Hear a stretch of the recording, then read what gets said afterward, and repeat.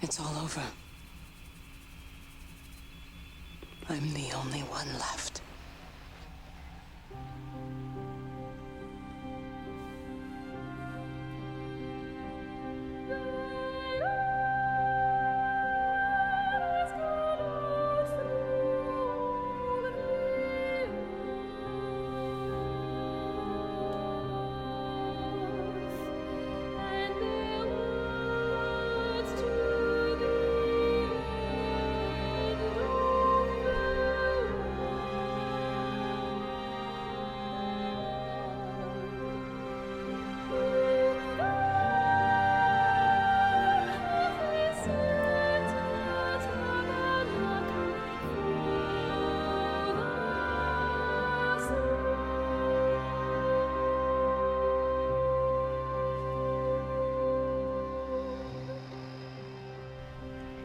It's so beautiful! Ah! Ah!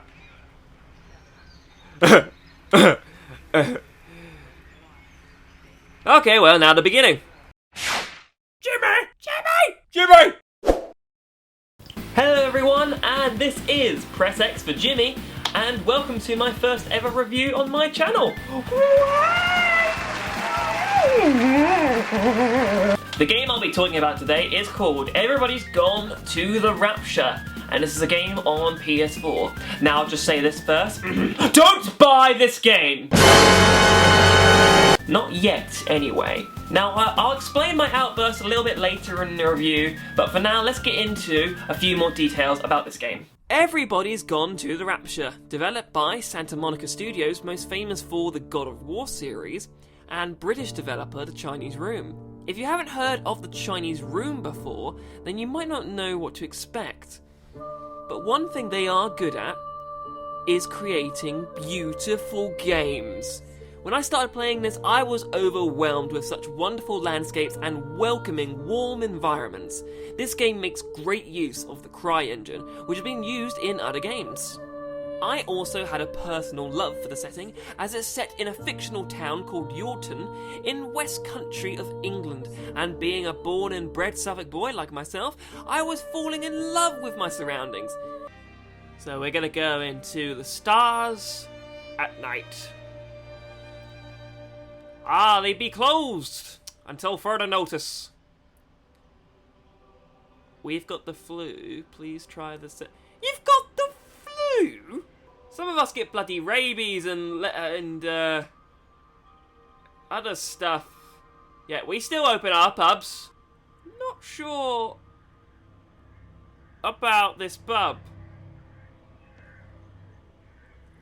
Seems like they have gin. And bottles of wine and only one brand of lager. West Country. And you can bet I was playing the Wordles in my head while roaming this countryside. 'Cause I ain't got a brand new combine harvester and I'll give you the key. Come on now, let's get together in perfect harmony. I mean, look at the details, the astounding views, the lovely water, the way the sun bounces off the trees, and then you see what the hell is that thing? Ah! And this is where we get the story element, so we can try to explain what the hell that thing is. I guess I'll just follow this. Oh, it's called Jeremy? Speed has never killed anyone. Suddenly becoming stationary, that's what gets you. You play well, let's say Kermit the Frog, because you never find out who the fuck you are. And you begin the game by receiving a radio message from someone called Kate, who says that an event has left markers, hinting you on where you need to go. I'm going to continue to broadcast for as long as I'm able. If I'm right, we should be able to pick up the signal right across the valley.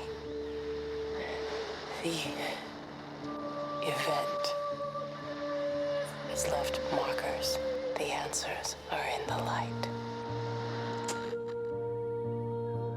Whatever the fuck that means.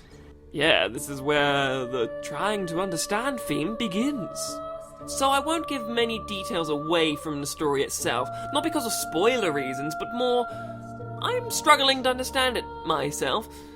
In a way, there are two stories. The abstract one, which is to do with some out-of-world force that is plaguing the village, and the other story, which revolves around the daily lives of the village folk. You little shit. It's mine! Give me the can! I need it! Grow up! Throughout your playthrough, this little light beacon, or light GPS as I guess we can call it, will guide you to triggered events that will simulate flashback scenes before, during, or after the event. Have you listened to the phones? No, I thought they were all dead. There's a strange kind of static now. I think I heard numbers in it. It sounded like the American woman. The voice cast in this game is also a big thumbs up, although sometimes it feels like a cross between an Alan Bennett play and a Radio 4 drama which is set in the West Country. So you and Steven, I'm sensing there's not a lot of love lost there, huh? That's between him, me, and the cows. Ah, those bloody cows again. They stole my PG tips. Before I get into the things that I didn't really like about the game, let's address the amazing music. This is the best score I've heard in a game this year, and it really brings out this pretty apocalypse feel atmosphere.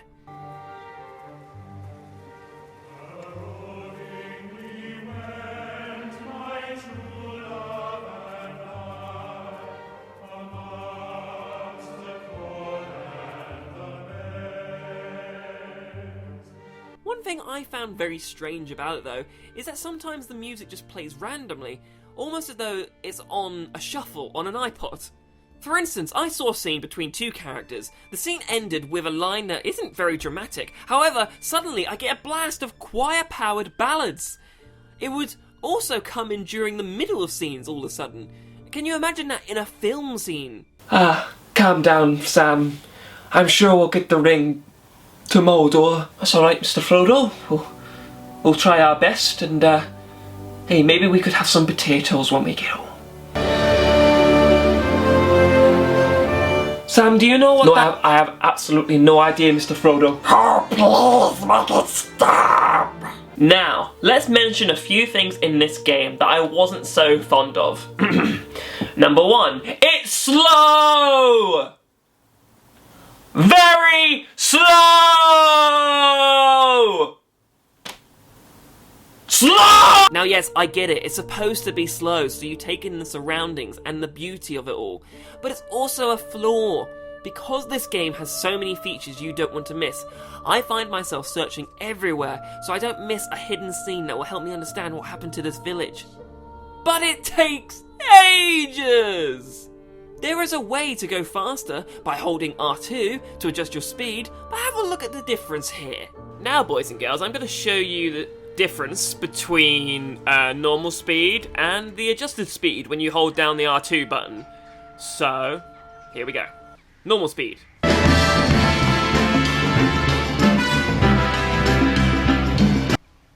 Okay, adjusted speed.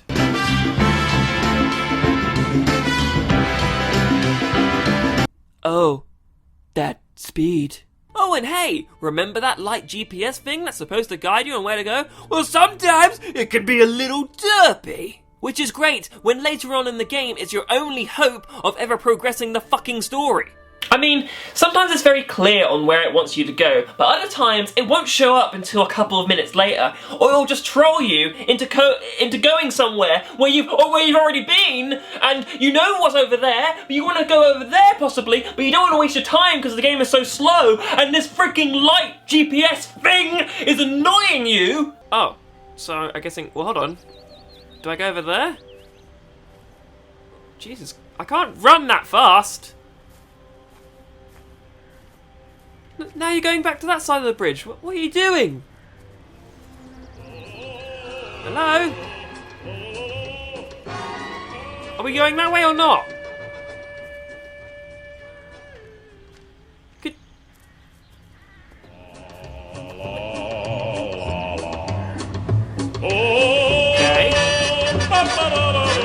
We're going that way now. you want me to do? Climb the tree? The last thing I want to talk about in this review is the thing that I disliked most about the game. Personally, anyway, in my opinion. And it goes back to the abstract story about this event. I enjoy the story of the villagers, the conflicts they share, the different reactions to the crisis which hits their home. Hell, there are even some pretty sad moments. I can hear the planes. It's the government coming to rescue us. You can come out now. It's all gonna be all right. I can hear the jets coming. It's like when Eddie came home. It's like your dad coming home again. I'm here.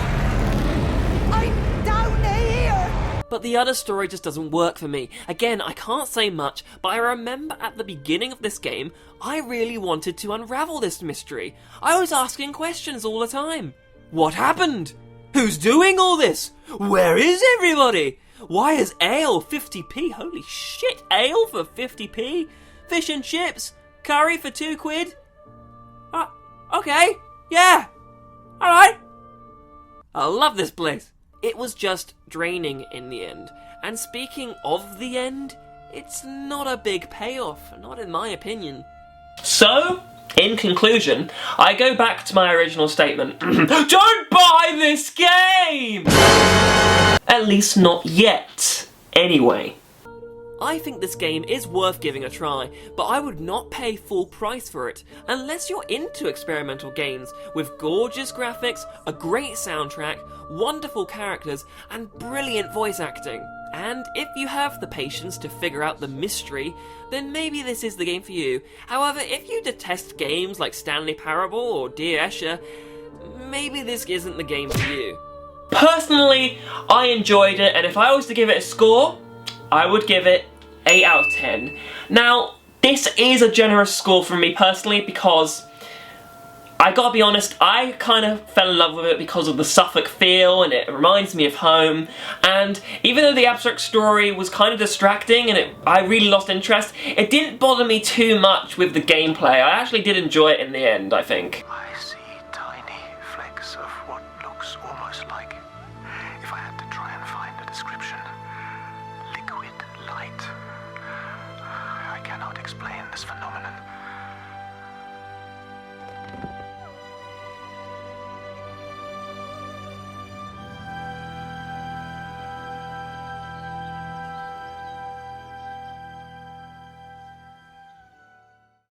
Thank you guys for watching the review. It's the first time I've ever done one of these like properly. I hopefully will do some more in the future depending how this one goes and how it comes across and how I can improve it. But thank you for watching. Make sure you press the subscribe button so you can see when videos are coming into your newsfeed, and also make sure you press the like button and share the video around on Facebook, Twitter, even send it to your grandma, see if she can figure it out. Yeah, do that. So I'm gonna go now because I don't know what more else to say. So I'm gonna go. Okay, bye. Bye. Goodbye.